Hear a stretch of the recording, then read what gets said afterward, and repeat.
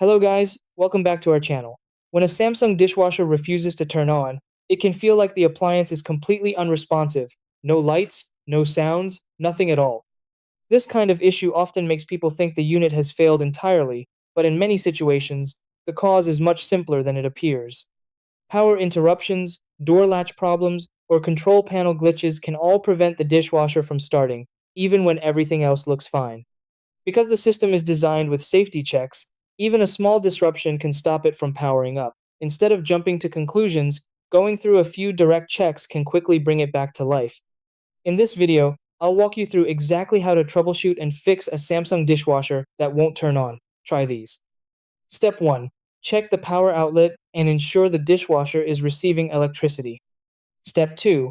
Close the door firmly to engage the door latch completely.